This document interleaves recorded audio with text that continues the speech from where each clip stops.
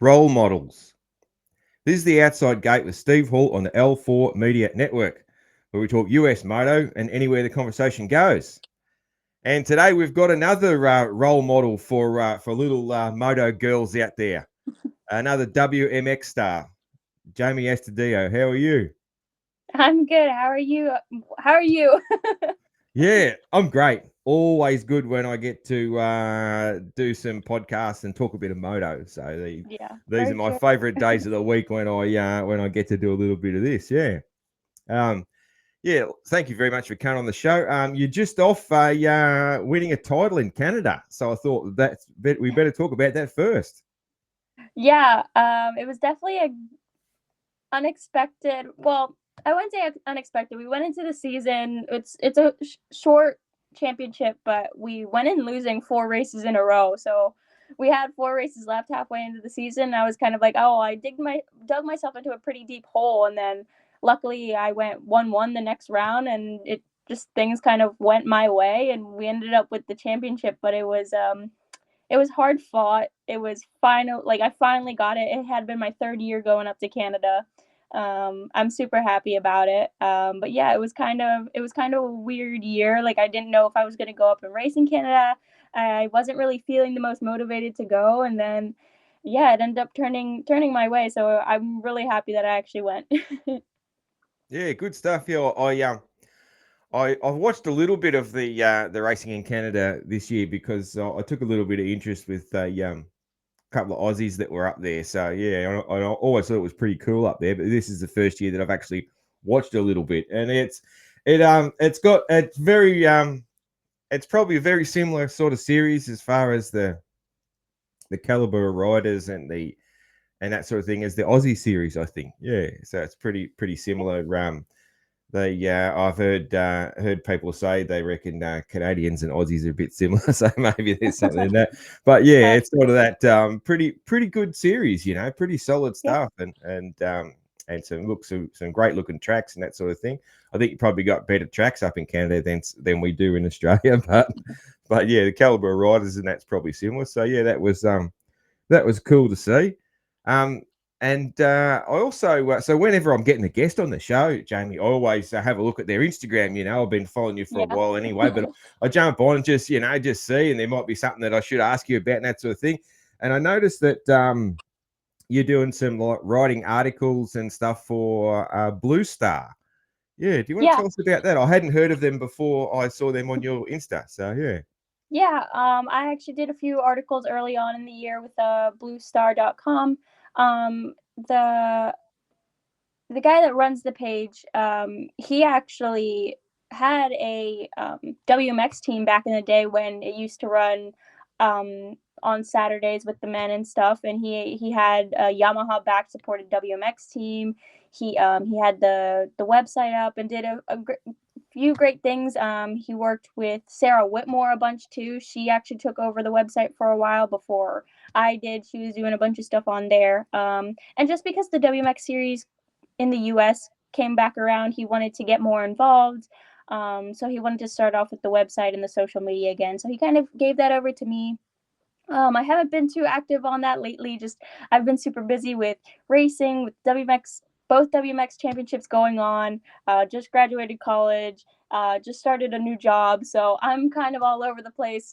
So I haven't been much on there lately, but yeah, I'm just trying to do what I can on the WMX coverage side as I can do all that. So yeah, it's tough being a racer, but also trying to cover the race and write articles afterwards. Yeah, I yeah. have to I have to ask my mom. I'm like, oh, what happened with all the other riders? Like, did you watch? Because I don't know. I'm the one racing, so I don't get to see all that. But Yeah. yeah, it's kind of tough wearing both hats. I suppose you got to be careful what you say too. Yeah, Like you yeah. don't want It's to be too critical. No hot takes. Definitely no Yeah, hot takes. exactly. Yeah. And it's tough because it's like I don't everybody knows it's me, so I don't Mm. want to talk about myself either. And it's like, well, I probably should put like what position I got if I'm towards the front. But it's like, no, I don't want to really talk about myself. You should do a just do a funny one and just say like Jamie Estudillo was fantastic. She blitzed the field. It's like Yeah, yeah. you get people get laugh. But do you like doing the writing? Like Is it something you Um, like?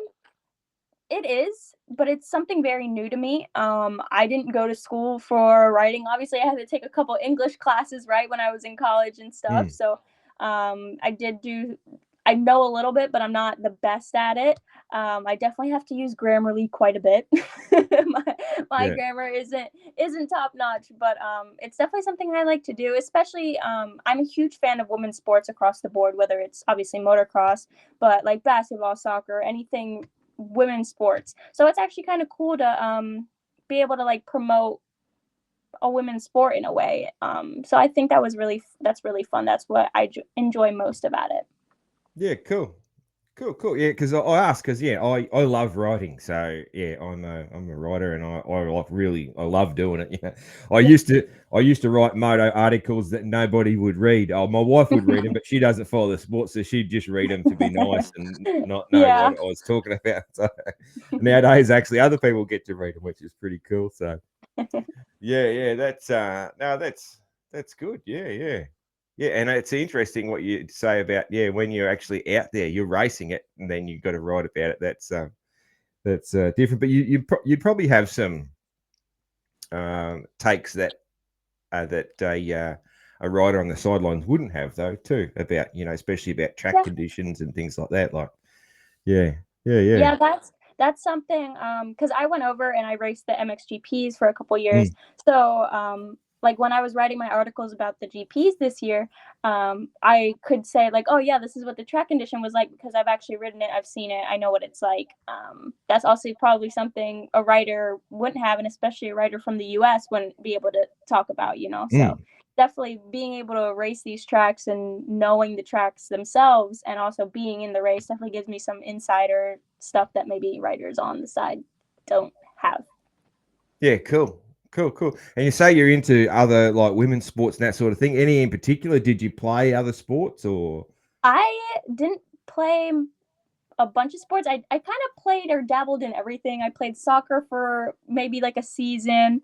My favorite was basketball. I played basketball for a couple seasons when I was in middle school, but racing took up my entire life and all of my time. So I didn't get to play anything else really.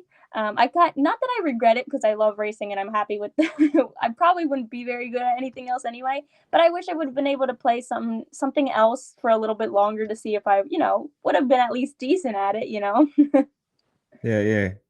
In it's funny in the I noticed in the US with the high school and college sports programs are so strong, so good, which like we don't have that in Australia, and the but they're sort of it sort of stops after college. A lot of stick and ball sports careers just stop after college if they don't reach the heights. Where it's Yeah. funny in Australia, most of your stick and ball sports it's a club system. It's not a school system, and so people, like for instance, our football, for instance, or our soccer or whatever, their kids wouldn't be playing for their school. They'd be playing for a club, and that club would also have an adult team that they would then move to. And Yeah. if they stay fit, they're going to play in that adult team until they're in their 40s or whatever.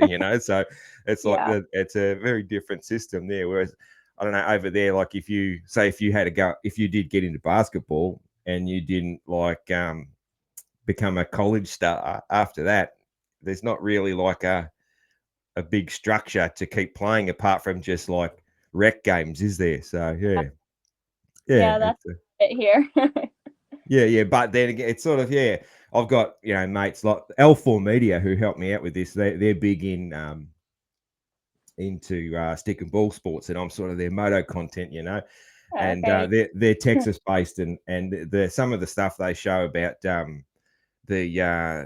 how big the college football scene is and all that sort of thing. It's just amazing. Yeah. Like I've shown them pictures of Aussie college football, because we do have a little bit of college football, but it's like you know it's like it's not even slightly comparable. Like there's no grandstands around the field. Put it that way. Like there'd be a Yeah. couple of sets of bleachers, as you're saying. Like that's it. Yeah, college Like sports is huge. Everybody loves college sports. Yeah. It is. Yeah. Absolutely. Cool.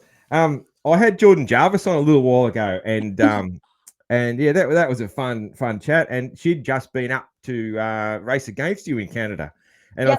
I think it was your family that she was traveling with at the same time. Is that Yeah. right? That would have been a bit of fun, even though she beat you. But yeah, that would have been a Yeah. bit of fun. Yeah. Yeah, I've known Jordan. We actually grew up very close to each other, about like an hour apart. So we did all of our local races together growing up on 50s and stuff.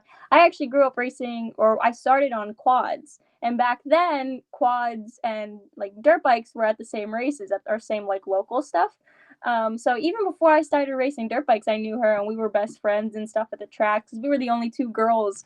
So we became best friends, and she ended up moving away to South Carolina when she hopped on 65s. But then I started racing nationals. She was at all the nationals. So either way, like we've been around each other our whole lives.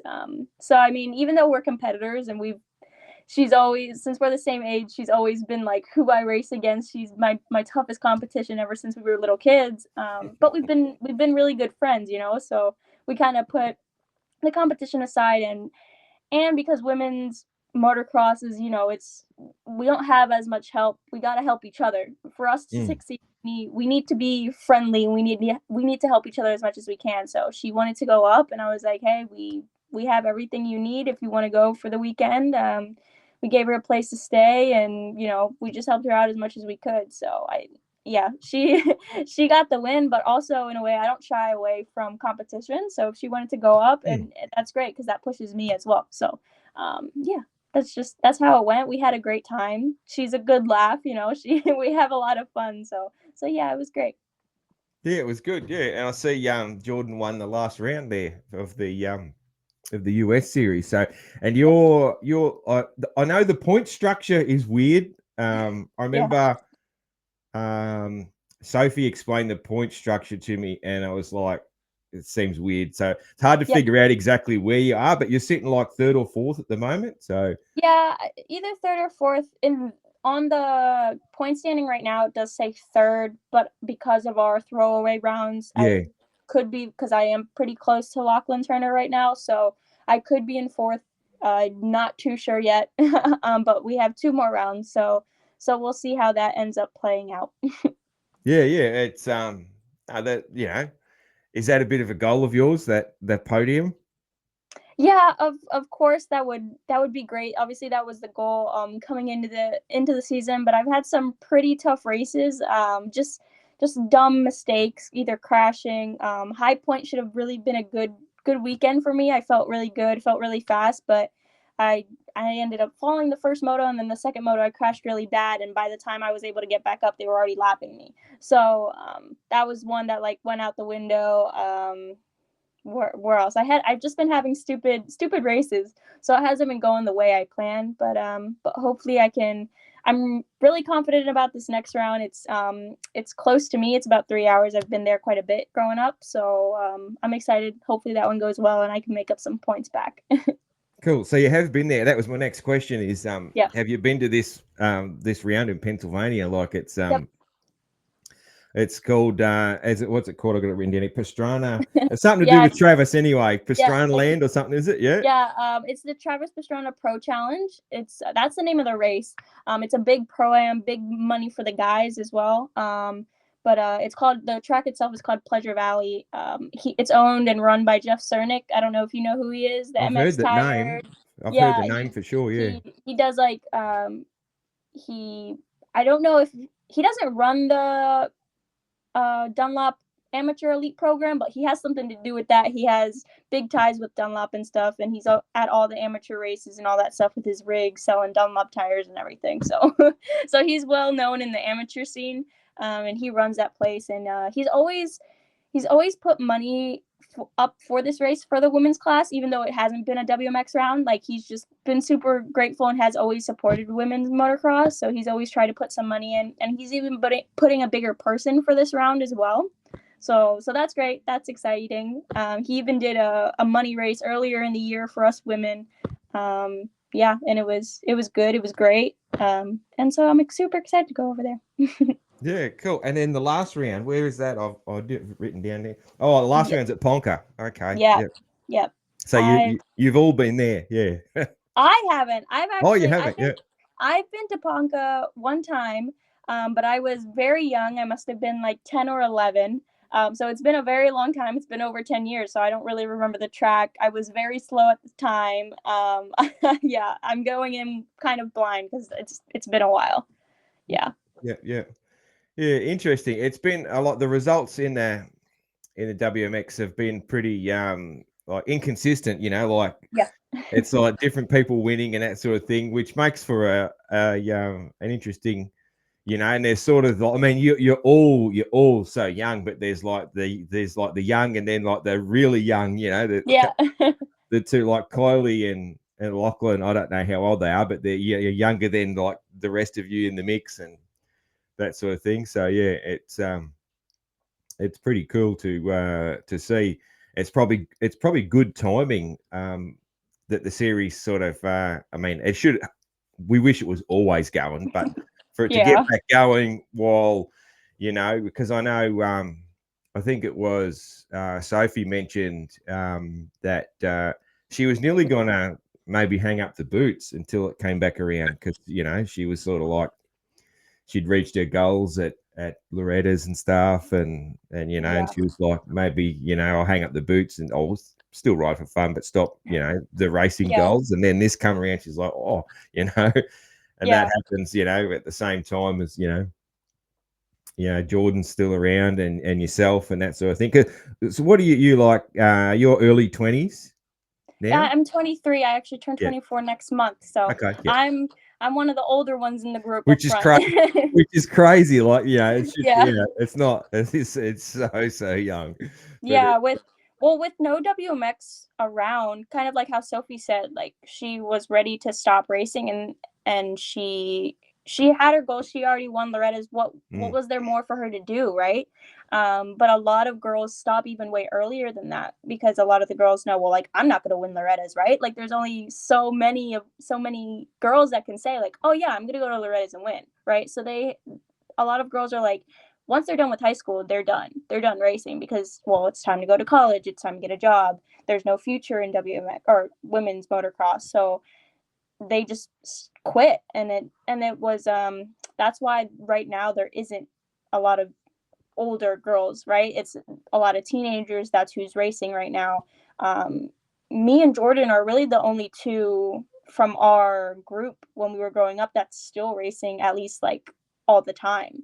I know Hannah Hodges was racing on earlier in the year, which she's a little bit older than me and Jordan, like 2 years. She won the first WMX round, but really like Hannah's the only one of her group, and then it's just me and Jordan, and then you have the next young group of girls coming up, but there's not really that many that stay racing because it's there isn't much for us to do. But hopefully with the WMX series here, that trend will stop and we'll see a lot of girls still racing once they get a little older. yeah, hopefully, like I reckon it's cool. Like I've said to that. Why I decided, look, I got to get female guests on is I have a daughter who rides. She just trail rides very, very carefully. She's not Yeah. going to be a racer. I mean, who knows? I shouldn't say that, but she trail rides very carefully and that sort of thing. But ever since she was little, like I would, especially when she first started getting a phone and social media and that sort of thing, I would push her to like follow moto girls and be like, Yeah. these girls are the cool girls, because there's so much bad influence for girls on Yeah, out that's there, true. and I was like, these girls, they're cool, that's what cool girls do and that sort of thing. And yeah, so because I think there's a lot of girls out there that would probably love to be like you guys, and Yeah. I think you guys give them a bit of someone to look up to and be like, I don't have to be like the other girls at school. I can be cool and ride motorbikes, So Yeah, for sure. that's it. Yeah, absolutely. It's a good thing, and like half the population You know, I don't know why Yeah. manufacturers don't get behind it more. At half the population, like Yeah. half your possible customers. So yeah, it surprises me it doesn't get as much support, especially in the US. You know, like Yeah. Our amateur scene has been really great for the last couple years, as in just like numbers. Last year, Minios for the first time ever had to have divisions. They didn't want to open it up to divisions. They were going to cap it off at 40 entries and that be it. But there was just so many girls that they had to. Right, that's never happened before. Like, there's so many girls that are racing, and even besides that, like obviously manufacturers aren't making money off of racers because it's such a small portion. They're making money off of your trail riders, your people that are just recreational riding. And there's so many women that are riding right now, and it's great to see. We just kind of need it to be pushed more to like the pro racing side, and hopefully we get more support. And yeah, we need our numbers to get bigger on the pro side, because our amateur side is really good, but it's just getting that push of the girls, like just giving them more confidence to be able to like, oh, okay, I can race with these faster girls, because that's the biggest thing. A lot of these girls are like, oh, but the top girls are really fast, like we don't want to be in the way, we don't want to like mess with that. And it's like, no, just come out. Even if you're maybe not the fastest person out there, it's okay, just like come and race with us. We're very welcoming. yeah, yeah, which is good. You know, like I've said to the other girls that like it's really cool how well our series in Australia is going. You know, like they're not on the main TV broadcast yet, but they're on the live stream in the morning. So you know, we're getting there. That's And something we don't even have any live streams, so hey, they're doing better than we are. yeah, so you can actually, like, it's a national live stream sort of thing that Yeah. you can jump on, and they'll do I think they usually do some highlights of the girls on the main broadcast, and they grab one of the girls to do a track walk sometimes and that sort of thing. So Okay, cool. it's pretty cool. It's going really well like that. So and you know, it's probably similar here where we have a fast group. You know, there's a fast group of probably about 7 or 8 girls, and then it tapers off a lot. But yeah, it's still a full it's field. kind of like that everywhere. Even the GPs, like you get that too. I mean, those girls are honestly on another level than any other series around the world, but you have their top girls, and then you have another step, and then you have another step. That's kind of like, just I guess, the trend in women's racing. You have those really fast girls, and then you go down a few notches. But I mean, at least in the GPs, all the girls are fast. From first to 40, they're still kicking ass. Yeah, absolutely. Yeah. I know our fastest girl here, Charlie. She just did Turkey, and I think she went 4-4. Oh yeah, I saw that. So yeah, she's that's pretty good. Yeah, I'm surprised she didn't get a ride there full time yet. But yeah, maybe wouldn't be surprised if that's the plan next year. Yeah, it's kind of tough because even though they do, it does seem like the women over there get a lot of support. Most of them run their own teams in a way. Like they kind of like um, who was it? What's her name? Larissa Peppermeyer. I don't know if you recognize that name. She's been racing for a long time. She won the German GP this year. Okay. She runs her own team. It's a Honda backed team, but she has like one other rider, and that's how she gets her sponsors and everything. But like most of the girls have to do that to get to race. A lot of them aren't on teams. You have Courtney, obviously she's on a team, and then but even Van Duren, last year she was pitting out of her own van. This year she ended up getting under a tent, but it's very hard still to get a ride over there, even if you're one of the top girls. It's tough. There's support from sponsors, but teams aren't really willing to put you under the tent. Yeah. It's interesting because that's one thing where our series is really good. Is like Charlie is under Charlie's under the Honda rig, factory Honda. Mm-hmm. And another one of the girls, Taylor, she's under factory Cowie, and that sort of thing. So there's some, and another one of the girls, what's the tiny little one? What's her name? I've got a mental block. I'm a big fan of her. She's awesome. She rides for Gas. And Okay. Yeah. yeah, so there's some pretty good factory support going on here, which is good to know that the Aussie girls are getting getting sort of Yeah. huge support That's on a awesome. worldwide scale. Worldwide scale. Then yeah, cool. Yeah.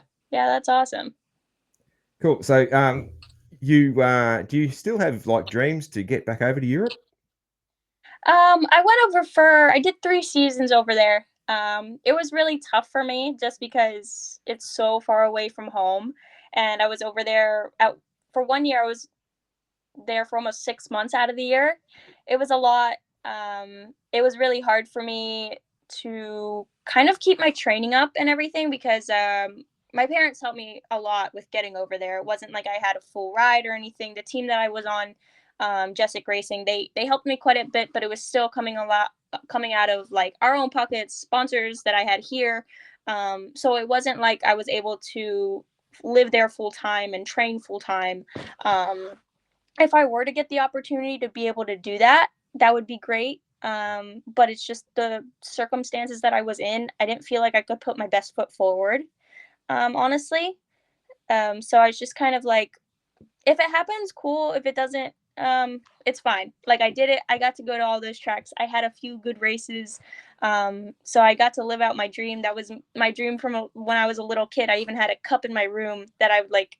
I was like, was saving money, and on the cup it said world championship, right? Like I was gonna get there, whether I did it by myself or not. I didn't care. I was gonna get there, and I did. So I kind of lived out that dream. But yeah, it was a great opportunity. It was a lot of fun. I got to meet some great people. I got to race some awesome tracks. That was the biggest takeaway. I was like, wow, I get to like come back and be like, yeah, I raced there. That was pretty cool. But yeah, I had fun while it lasted. Do I think I'm gonna go back ever again? Probably not. If I go for a race or something, that would be really cool. But probably not do the whole championship. It's quite a bit, especially with it being so stretched out. That's a lot of time away from home that I don't Mm. think I want to do anymore. What was your favorite country that you visited? um, Probably Spain, just because the language barrier wasn't there. Like I speak Spanish. I have parents that came from South America, so I speak fluent Spanish. So that was nice about that. But also just like it's warm. There isn't much rain. Like the weather is nice. Food's really good. Everything about it is good. That side, but honestly, the tracks aren't the best. So riding there was kind of tough. And trying to find tracks during the summer because that's when we were racing. That's when I was there. Trying to find tracks in Spain was a hassle. But for the most part, that was probably the most fun I had was when I was down in Spain. Yeah. Yeah, cool. I've been talking to Joanne Cross. He's going to come on and Okay. do a show at some stage, and Yeah. so yeah, trying to work out the. I'm so down on American time zones that Okay. I know American time zones like spot on, because Yeah. most of my guests are from the States, and I've had a few from England, and it's not super hard to work out, but yeah. Me and Joanne were trying to work out the time difference between Barcelona time and Melbourne time and all this sort of stuff. Yeah. Yeah, cool, awesome. Yeah, that'll be an interesting one. Tell us about your first bike. The first, like, my favorite question is always, when did the bug bite? When did you first ride a motorbike, see one, that sort of thing? Yeah, I guess the first time I had seen one was probably a couple weeks. I was a couple weeks old. I have two older brothers that are both 7 years older than me. My dad raced when he was younger, and he was racing when I was a baby, just amateur stuff, nothing crazy. But I remember I don't remember because I was so little, but my mom always talks about that it was like I was like a week old and I was already at the track. Like my brother was racing, so my mom was like, "Well, we gotta go, right?" And she would leave me sleeping under like the trees and stuff and go watch my brother. She would just leave me there sleeping. But no, I got my first bike they had already bought it for me when I was like a year old, so it was there waiting for me. I actually have pictures of the first time I ever rode. I think I was about like 2 years old. It was a Pee Wee 50, and I don't really remember much, obviously, of all that, but I can. I actually, like I said, I started out on a Pee Wee 50. Then my mom didn't like me on a dirt bike, so she was like, "No, we'll get her a quad."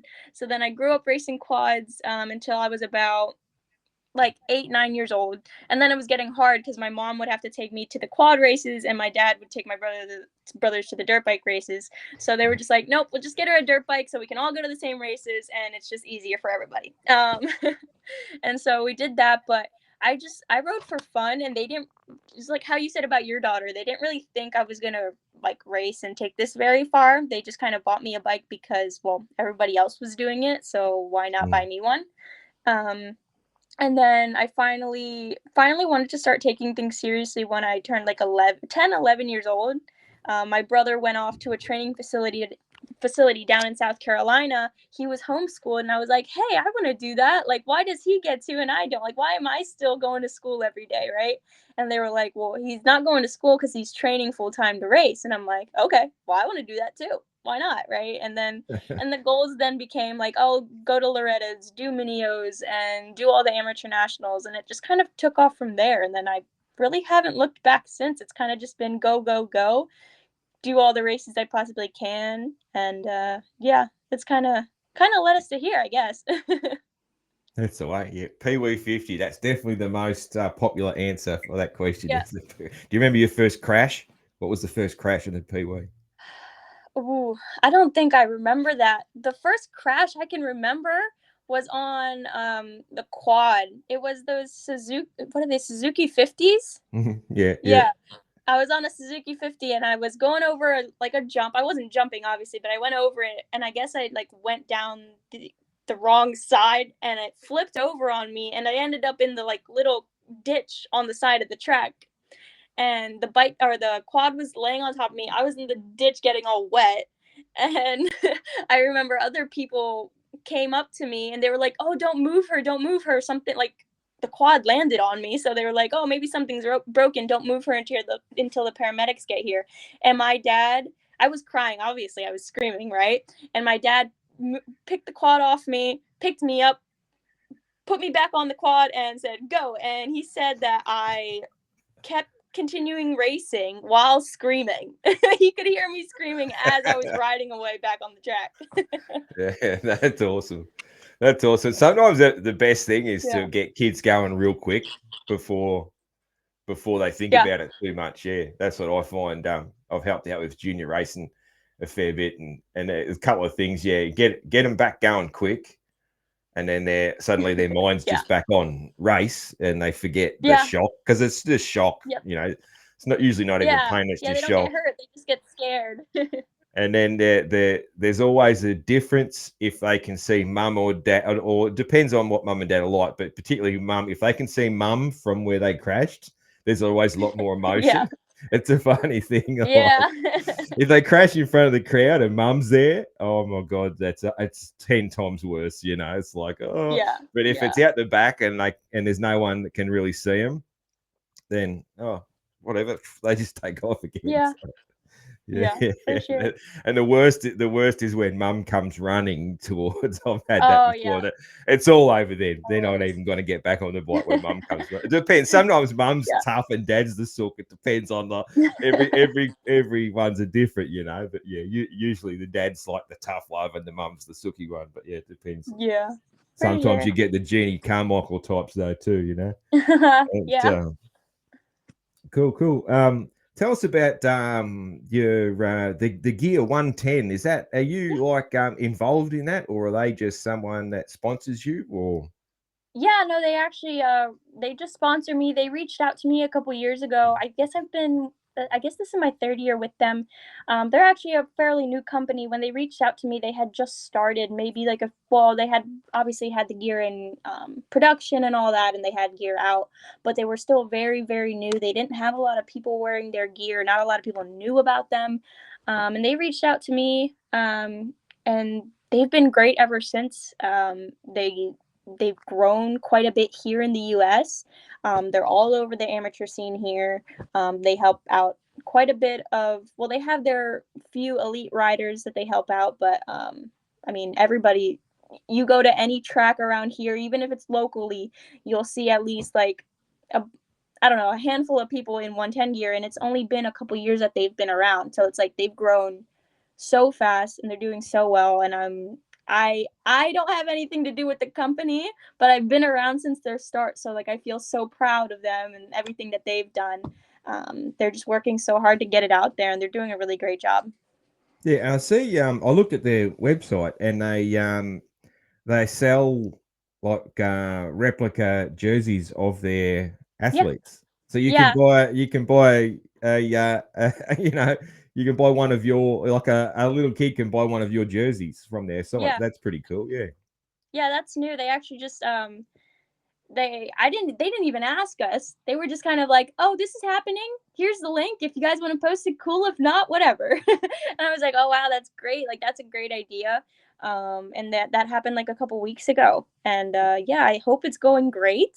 And yeah, I think that's just a great idea. They honestly, well, they hopped on the idea of like earlier this year that they started, or SMX or whatever, they started selling replica jerseys. So yeah, Mm. that was a good idea on their part. Yeah, I thought it was cool to see that, like you might see a little girl at the track with an Astudillo Yeah, jersey on. Hey, that'd be cool. yeah, Yeah, yeah. No worries. So you mentioned that your dad raced. When I was looking up your Loretta's results, and I noticed there was a couple of Astudillos in the results there. Who is the other one? A yeah. relative? Was that one of your brothers or your dad? Or Yep, yep, yep. It was my so I have two brothers, right? And it was the middle brother. He went to Loretta's a few times.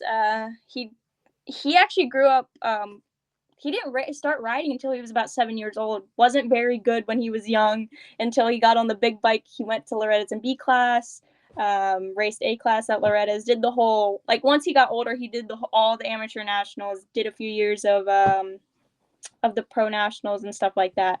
But he doesn't race anymore. He doesn't even have a bike at the time, which is kind of sad because I actually like riding with him quite a bit. But yeah, he did it all.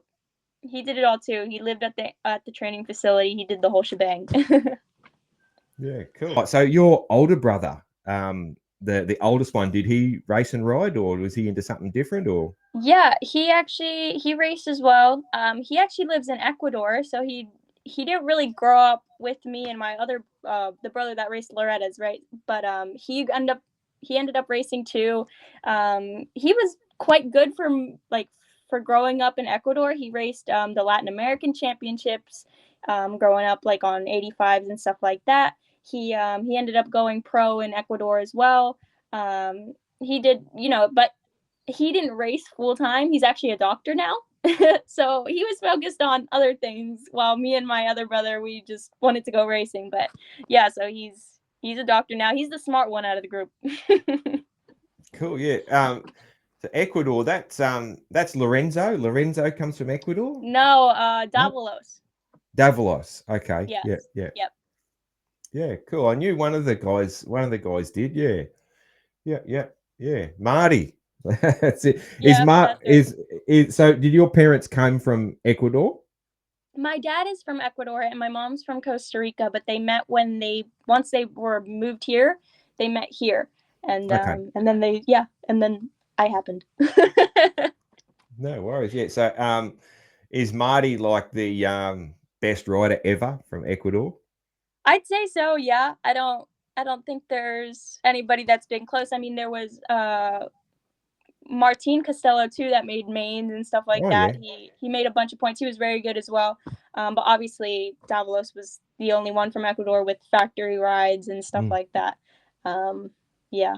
Yeah, my dad's been always been a huge fan, right? He was so upset once he retired because he was like, "Well, now who do I watch?"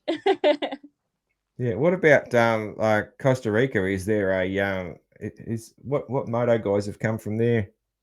Ernesto Fonseca, he was from Costa Oh, Rica. Yeah, okay. Well, yeah. Jeez. yeah. Yeah. Ernie, there you go. Yeah, it's definitely he definitely be the star of Costa Rican motocross. Then yeah, he's the star Yeah. of any motocross. Yeah, absolutely. Yeah. Good old Ernie. Yeah, awesome. Righto, time for an ad read. Guts Racing, Greg's Ultra Trick Seats. Gutsracing.com. That's a really easy website to remember. Gutsracing.com. How good did those blue Guts seat covers look on those throwback Husky models? That was fantastic. The Husky models that had the blue and yellow Swedish colours on them. Fantastic. Swedish blue. There you go. Kaiser Wolf is just dominating over there in Europe. Lucas Kuhnen real close. Both of those on their factory Husqvarnas. If you want to buy a Rockstar Edition Husqvarna yourself, it comes off the showroom floor with a Guts seat cover. That's the premium bike from the manufacturer coming off the showroom floor with a Guts seat cover. Fantastic. You can be like Mookie. You can be like Phil Nicoletti. You can be like Jed Beaton here in Australia. You can be like Ken Roxon, all running Guts seat covers. You can obviously get seat covers. You can also get complete seats. You can get custom seats with the RJ wide wing, with the seat bump. You can get the ultralight seat foam. You can even get Velcro fitment seats if you don't want to tackle the job with the staple gun. Speaking of fitment, get your seat cover. You can scan a QR code that comes with it that will take you to a video where you will see the man himself, Andy Gregg. They're showing you how to install that seat cover. Takes you straight to that video. How cool is that? That you don't get that sort of service with too many companies, that's for sure. As privateer hero Scott Meshy says, they are a butt gripper and they will make you a ripper. Get around it. Gutsracing.com. That's a really easy website to remember. Gutsracing.com. Specbolt.com. That's another really easy website to remember. Specbolt.com. Right? They put the fast in fasteners. Right? You will bolt straight to the front. That's yeah. There's a couple of dad jokes for you. Hey, they make my daughter cringe. If you're into restorations, like I am, like Robbie Green is, you can get restoration kits with such detail. So, for instance, I just got a kit for a vintage CR and a vintage YZ that I'm building. The detail you'll get even down to a labeled shift lever bolt. You'll get a little packet of water pump housing bolts. Like, we're not just talking like here's your engine bolts in a bag. You get individual labels. It's amazing. Even the chassis parts, those little screws for your brake master cylinder cap. New ones of those, in a little bag. Amazing detail. You can get zinc plated. So if you're building bikes, you're going to race, and you don't need to be too flash. You can get your zinc plated stuff. You can get the nickel plated, the nickel works stuff. If you're building those garage queens and you want things to be like super pretty, you can get maintenance kits for your modern bikes. Of course, you can even get some. Things for you can get ATV kits, exhaust springs, hats, t-shirts, you name it. Anything to do with bolts and fasteners. Everybody needs in your van, in your ute, in your truck, a bolt kit to take to the races. And one to have on the shelf in your shed, in your shop. You're always going to need that sort of stuff. Specbolt.com. Really easy website to remember. Really easy. Specbolt.com. But let's get back to Jamie Astudillo and hear a bit more of her story. Jamie, I noticed you're doing a fair few GNCCs as well, off-road races and that sort of thing. And yeah, tell us about that. Do you like that? Yeah, I love off-road racing. I'm not very good at it because I didn't grow up doing it, but I love doing it. I try to get out to 1 or 2 GNCCs a year just because it's a lot of fun and it's something different. I've kind of done a little bit of everything when it comes to motorcycle racing, so I just like to switch it up. Yeah, and I think that's really fun. I race the WXC class when I go, so those top girls whoop my butt. But there's quite a bit of girls that race that as well. So there's girls for me to battle with, even though I'm probably racing for like 10th instead of, higher up. But that's okay because those girls are really fast. But yeah, it's a lot of fun. It's something different that I like to try out. And yeah, it's just a good time. It's a different atmosphere as well. And there's a lot more that goes into it, right? You have to have your pit crew. So like my mom gets involved. She's the one out there holding my water for me or filling up my tank because my dad will race them too. My dad will race those with me. So sometimes my mom's the pit crew and she's got a pit crew for both of us. So that's a lot of fun too. That's it. And speaking of pit crew, I seen on your Insta that you pitted for Logan for a few races this year. How was that? Yeah, that was actually really fun. I had never obviously done something like that. It would just be me and him that would go to the races. So I'd have to do everything. I'd have to wash the bike, go check over all the bolts and everything. And it was actually kind of fun being on the floor instead of being in the stands watching the races. Obviously, I'm not watching the races because I'm watching him, but I don't know. I really liked being involved. It was a lot of fun. Instead of just kind of sitting around all day watching him, I was there. I was down on the floor. I could be like, hey, take this line, do this, give him feedback as well. So that was a lot of fun. I really enjoyed those races. Yeah, it would be fun. Yeah. Yeah. That being on the floor and the involvement and all that sort of thing, and being in the mechanics area at the Supercross and all that. Yeah, it's super cool, right? Yeah, he sometimes doesn't like it because I'm very hard on him. Just because I guess I'm a racer too, right? So I see everything in a different way, and he's just like, sometimes I just need you to calm down, and I'm like, no, go faster. Yeah, no, that's cool. That's cool. Yeah, absolutely. And he made a couple of mains this year. Yeah, he made his first mains this year, so that was good. That was really exciting. He put in a lot of work during the off season, kind of for the first time ever. Like he really took it seriously this year, and his goal was to make a few mains, and he did it. Unfortunately, I wasn't there for the first one in Indy. I was off racing. It was a WMX round in Freestone. So I was like, oh man, we worked all off season and I didn't get to be there for the first one, but at least I was there for Boston. I was just mechanic in Boston, so I take credit for that one.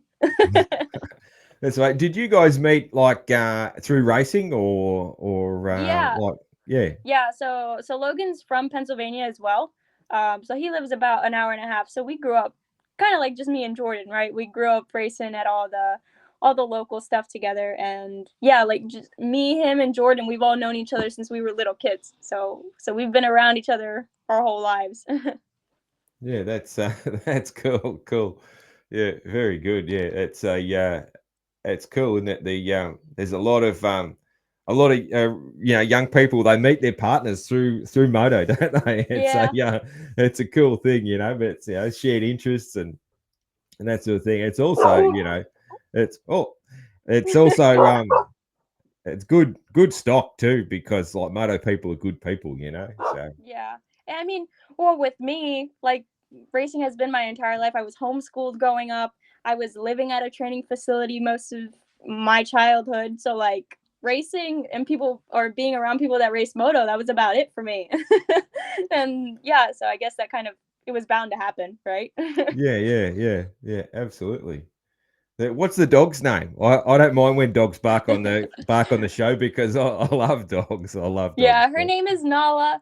I would show you her, but she walked away. I guess Logan just got home, so she wanted to go see what was up. Yeah, no worries. I'll get a shout out to Nala. That's it. Yeah. I noticed that you've done a bit of road racing as well. How did that come about? Tell us about that. Yeah, so it was out of nowhere, honestly. That was a whole crazy era of my life. But I got a call one day, or well, actually, it was a message on Messenger, from a woman named Melissa Paris. Her husband is I think 4-time, it might be more, Superbike champion here in the U.S., Josh Hayes. He raced for factory Yamaha many, many years. He raced the Suzuka 8-hour 4 factory Yamaha many times. He did a lot of really big things in the road racing scene. And she reached out to me. She's a racer herself. She raced in Moto America professionally for many years as well. And she wanted to build her own team. She was starting to back down the racing, but she still wanted to be involved with racing. So she made her own team, and she wanted a girl only team. Like, she was the owner of the team. She was the mechanic. She did everything, and she just wanted a female rider. But she wanted to try something new and get somebody from either motocross or dirt track racing. Just because she wanted to train the rider and teach the rider how to do it, and she knew that if she got somebody from motocross or flat track racing, that in past times, I guess, racers coming from that background have picked up road racing quite fast. So she just wanted to try something new. So she reached out to me because at the time in Moto America, the smallest like displacement bike class was the KTM RC Cup. So everybody had to be on KTMs. And she wanted to make sure the girls that she reached out to didn't have issues with other manufacturers, like if somebody was racing for Yamaha or Kawasaki. So I was the first girl on a KTM that year, and she reached out to a couple other girls that finished in the top 10 on KTMs. She reached out to a couple girls from the Flat Track Nationals, and she kind of had us all go out to California at separate times and kind of do like a tryout for her. And eventually, like, she called me up. She was like, "Hey, you did great. Do you want to be on the team? Do you want to go road racing?" So it was like, yeah, of course, let's try something new. It was all paid for, full ride out of nowhere to do something completely different that I had never done before. And I was like, well, I'm still racing a motorcycle. It's still the same concept. Let's go. The first year I did it, it was quite hard because they kind of threw me out there with the wolves. I raced Moto America, the pro class, and everything, and it was tough because I didn't know what I was doing. But then me and Melissa parted ways, but I managed to find another team that was willing to take me in. And from there, it kind of grew into something bigger. I became the first female in Moto America history to podium. And then the next couple years were quite crazy. I was kind of all over everywhere. Everybody, I did a podcast, and the other guests were Chad Reed and Tony Elias and me. I was like, what am I doing on a podcast with these guys? Like, these guys are like big legends in racing, and then it's me, right? So it was cool while it lasted. I don't do it anymore because the team that I was on, they shut down, and road racing is quite expensive compared to motocross. So I just didn't really have the sponsors to keep going and stuff like that. But yeah, it was fun. It was a lot of fun. I wish I could get out there more, just even to ride, because it's completely different and it's a lot of fun. But yeah, I don't do much of that anymore. Yeah, cool. It's a cool little chapter, cool little story, though, isn't it? Yeah. Like, it's not many people do that full crossover to road racing. I've owned one street bike ever, and it wasn't like riding on the roads wasn't really for me. I'd rather be dodging trees or riding moto than worrying about trucks coming the other way, and is that car going to hit me? And that's like, but to have a go on a road race bike on a circuit, that would be good fun. Or that'd be something that'd be fun one day. I reckon I'd be no good at it, but anyway, it'd be fun to have a go at. Yeah, it was definitely a lot of fun. It's definitely a different type of riding. It's really, like, obviously it's way more, like, the speeds are way higher. So even when because I was doing both at the same time, I was still racing motocross full time. I was still, at that time, there was still the WMX championship. So I was doing both series back and forth, and it was quite hard to get adjusted, like, your eyes and your brain, and you're just like, it's going quite fast, so your eyes start to water at first because you're not used to it, right? And then going back to the motocross side, you because motocross, there's ruts and there's a lot more going on with the track. It's your eyes are working a lot more, so then it's like trying to get your eyes adjusted to, like, going back and forth. It was quite hard, but I eventually got the hang of it. But it's quite difficult going back and forth, and even with training, because I was training motocross 5 days a week. At the time, I could do it. When I was like 16, 17 years old, my body could do it. I was training motocross 5 days a week, and then on the weekends, if I wasn't like racing, I would go practice at a road race track. So I was riding 5 days a week, going back and forth, and it was a lot. Mm. Yeah, I can understand what you say about the eyes. Yeah, that very different. Yeah, did it mess with your riding position on the bike? Did you find that was any transition there? Like how you sat on the bike and that sort of thing? Do you have to sort of think about that, or was that easy for you? I felt like my position was good when I went over to road racing, but they would always make fun of me because they would say that my elbows were up too much. I asked like, that tuck in your because elbows. yeah, I asked that because Jack Miller, so Jack Miller, Yeah. yeah, he does a little bit of he comes home and does a little bit of moto, Yeah. And he's super fast, but his style is funny because you can really see the road bike influence because his elbows are tucked and his back's arched, not greatly, but compared to moto guys, How it should be. Yeah. it's different. You can see that little bit of road bike influence. He's certainly still very quick. Like he did one of our outdoor nationals there, and yeah. Wow. Oh, he was up the back, but I mean, if you're up the back in an outdoor national, that's still really fast. Yeah. Like, I mean, he yeah, still showed up and raced it, so that's yeah. cool. I didn't know that he did That's that. right. That's cool. That's still super fast though. Yeah, When and I actually when I first started road racing, or like my first couple races, or it was actually my first race ever. I just did like an amateur race. It was like a novice C class race. I had to obviously work my way up to get a pro license, but it was only a couple races, and that was that. But I remember going into the first turn, I put my leg out. Like, not my knee out, my leg out. And I was like, oh my gosh, this is not the right sport. yeah. It'd be so easy to do though, wouldn't it? I can see, Yeah. yeah. That'd be so easy to do. Yeah. Funny, yeah. Oh, You what's can, also pretty tricky, well, what was actually the hardest thing for me was because on a road race bike, not a street bike, but a road race bike, the gears are the opposite way. So instead of oh, shifting up, you're shifting down. And that was really hard, going from like my dirt bike to my road race bike. It was just like, wait, which one am I doing now? you know that was pretty tough. And there was a couple times where I was obviously I've been racing dirt bikes for so long that when I was getting used to the road race bike, I'd shift the opposite way. So I'd be going down the straightaway, shifting down, and almost go through the windshield of the bike, right? yeah. Almost blew it up.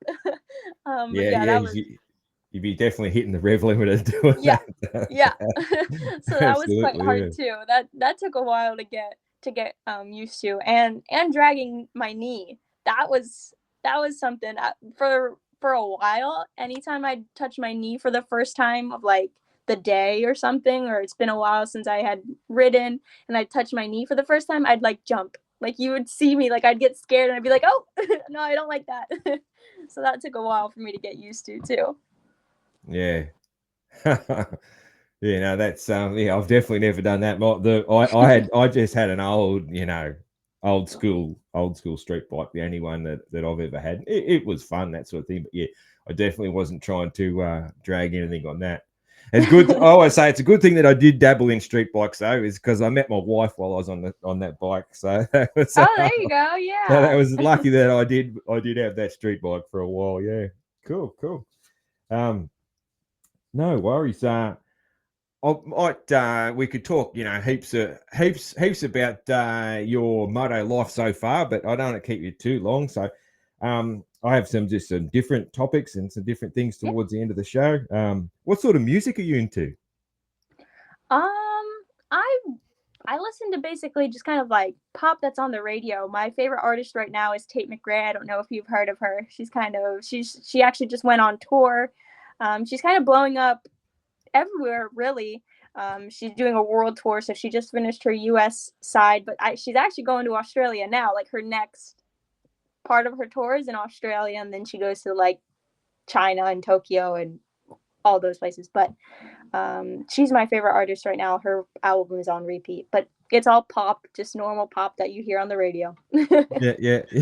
Cool. What about movies and that sort of thing, or TV shows? Is there a movie or a TV show that's just what are you right into at the moment, or do you even get time to do that?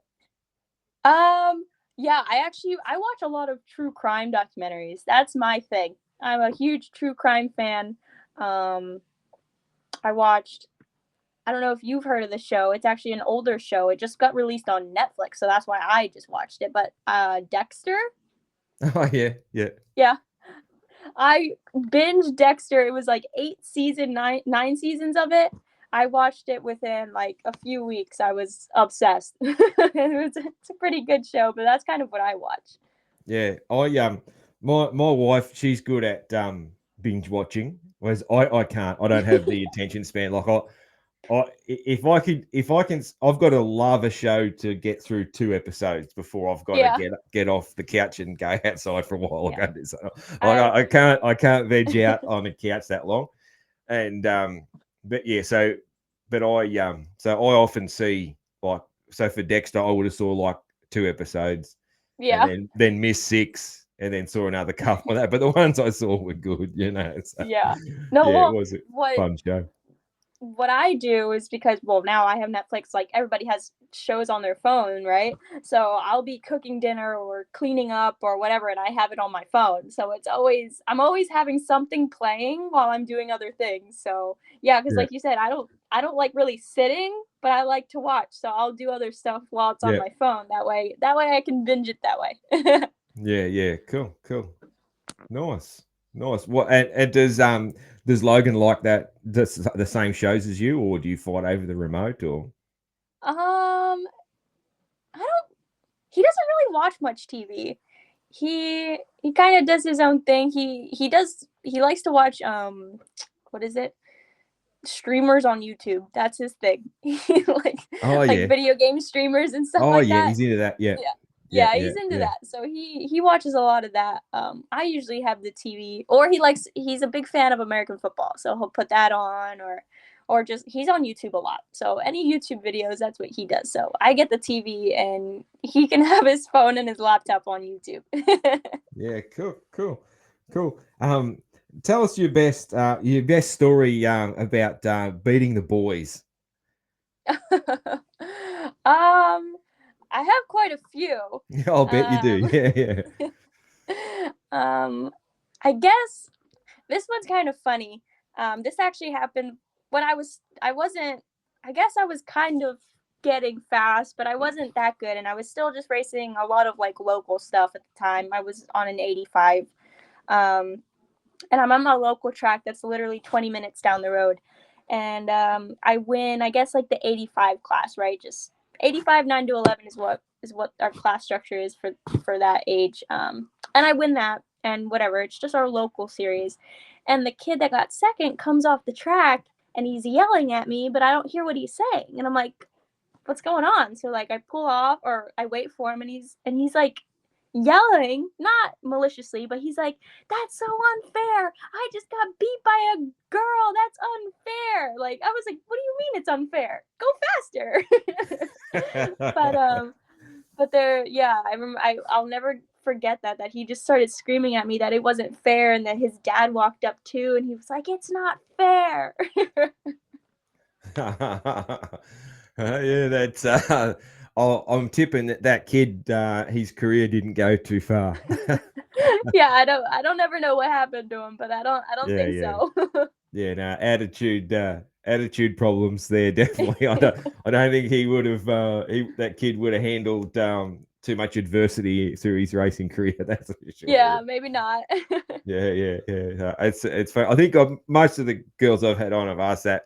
The funniest one was Jessica Patterson told a story about a kid, and he's like, she felt bad for the kid, but and obviously this is more older times, but this kid, like, he was getting beat by his dad after she beat him. Like, he was getting his ass whipped by his dad. Like, yeah, like, you know, can't believe you got beaten by a girl. She thought it was funny when she was little. Now it's just like, oh, I feel bad that kid, you know, like his dad was an ass. But yeah, That was Yeah, that was a funny I've story. heard some I didn't hear it. I was there at a racetrack. We were at a regional for Loretta's, right? And there was this other girl. She's quite fast. You probably know her name, Katie Benson. You probably saw her results in the WMX Yeah, championship. We were still young, so she was racing the 85 class, and she had qualified for Loretta's in the 85 class with the guys. And there was I guess she had qualified with the last spot in, so right, so the guy that finished behind her just missed it by 1 point, and they were like trying to protest her because she was a girl racing against the guys, and they were like, no, that's not, like, no, we can't race the girls class, so why are they allowed to race with us? Like, oh, what? that's Crazy. that's so Yeah, lame. Like, yeah, yeah, that's so lame. I can't believe that they would. Yeah, that's unbelievable, isn't it? Really, like, yeah, yeah, that was probably the craziest thing I've heard and seen. Like, how are you going to try to protest somebody by saying, oh, they're a girl, so they shouldn't be racing with us guys? Like, yeah, yeah. what? I think it's cool, like, and it sparks interest. Like, um, our girls race half the pro nationals. So our pro nationals, it's only eight rounds, and the girls race Okay. four. Yeah. But like Charlie and another one of the girls, Emma, and sometimes some of the others probably do, but Charlie and Emma, they jump into MX2, and Yeah. they jump into the 250 class and race against the boys.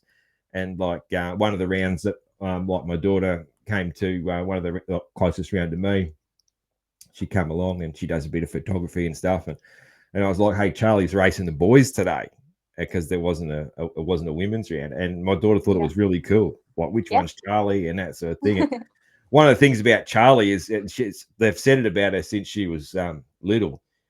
She looks like a boy on the bike. Like, Yeah. her riding style is very, like, you can't pick her. And then she was running a different number because she's always number one here. Yeah. And I'm like trying to pick out which one of these Hondas is Charlie. And then there's even some of the boys who got long blonde hair as well. It's Oh, like, yeah. you couldn't even tell. It was like, it's hard to figure out, which number she running today. And then you can sort of pick her out and that sort of thing. So it sparks interest for girls when they, for girl fans and for fans in general, when one of the girls races the boys. I think it's cool. Yeah. Yeah, Awesome. for sure. Awesome. All right, Jamie, there's two things I do towards the end of the show. The first one is give me your best Aussie accent.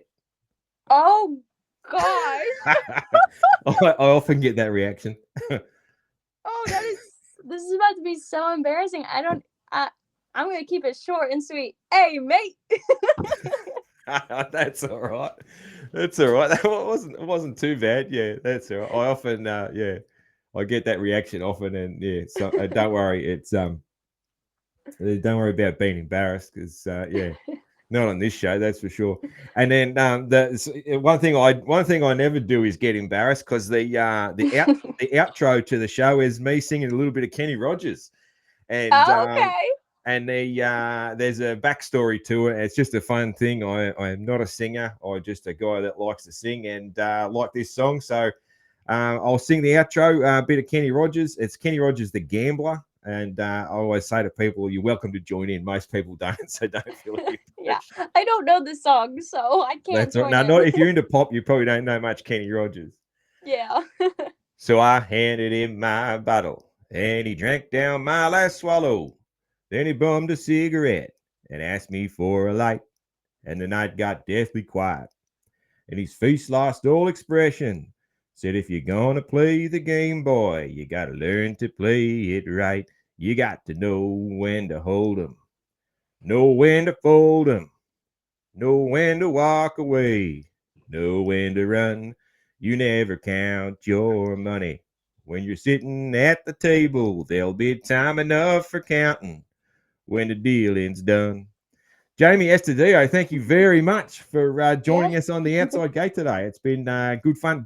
Good luck with the rest of the season of the WMX. Go and get that podium.